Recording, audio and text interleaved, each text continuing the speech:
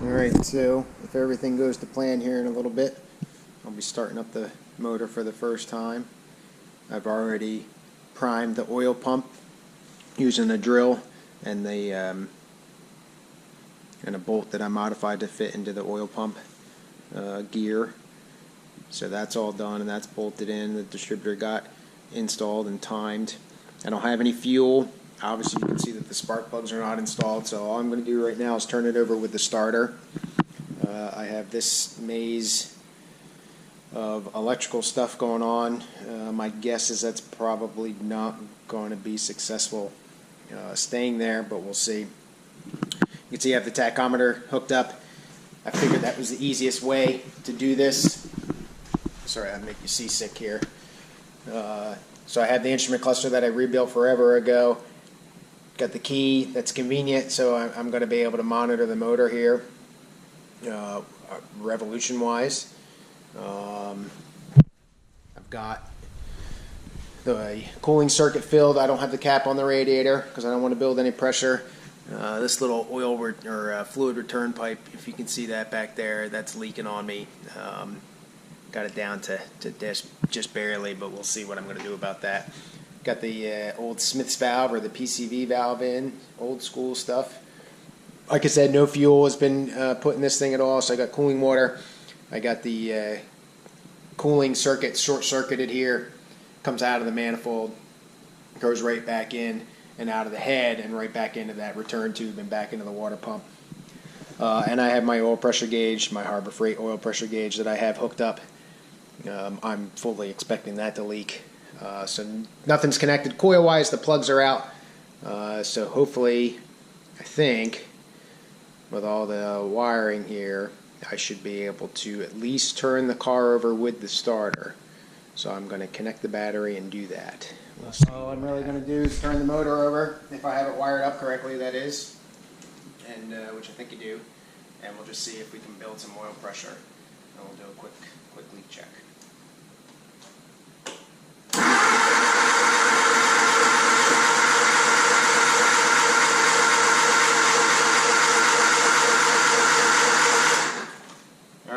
That's the first time that motor's turned in a long time. Seemed to be pretty smooth. Came right up to about 65 pounds of pressure, which is what I was hoping to see, and is consistent with what I got from the drill.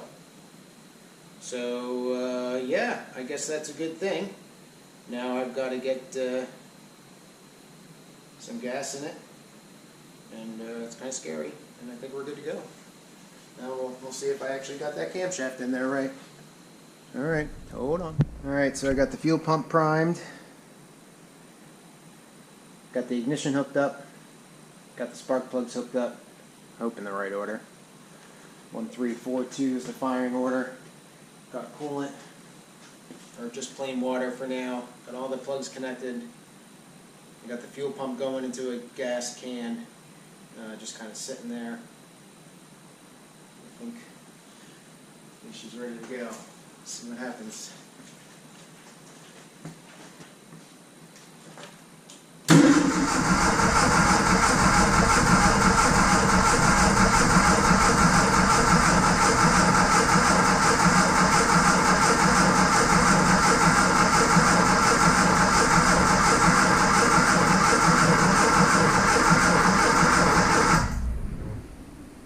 Doesn't sound like the battery's going to hack it. Gotta see if I got spark. Hold on. Alright, I had spark. Problem was the floats are empty for fuel.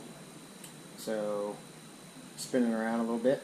I pulled the float bowl covers off, put some fuel in it directly. Hopefully the fuel pump is working. We'll see what happens here.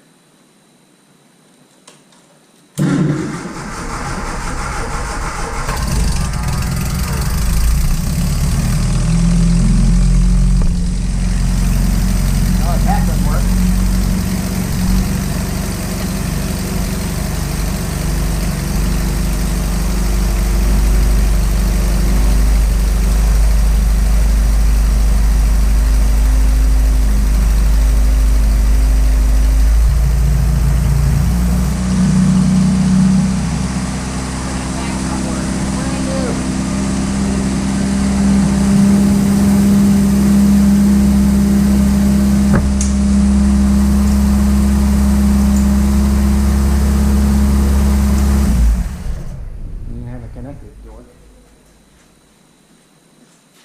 Just destroyed it. Yep.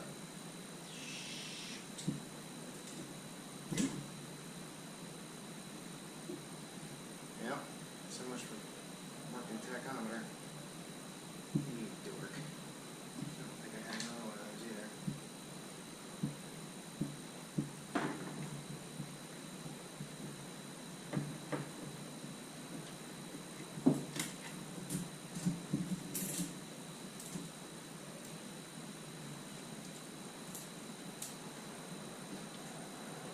That's what happens.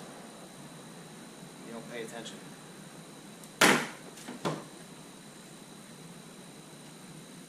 But hey, it started right up, huh?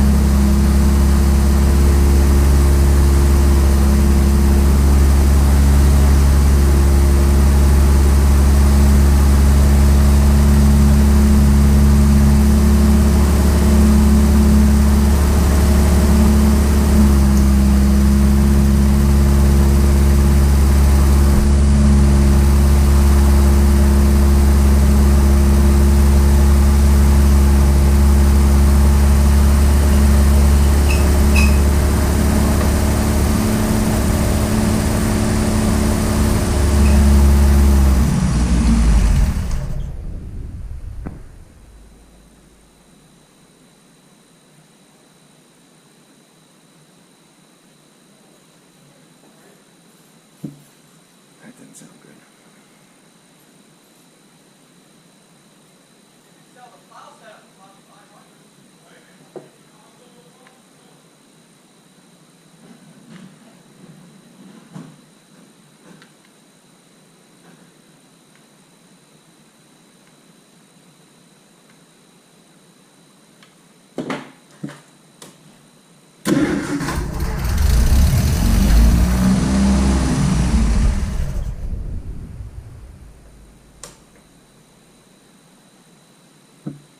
So my guess is it ran out of gas.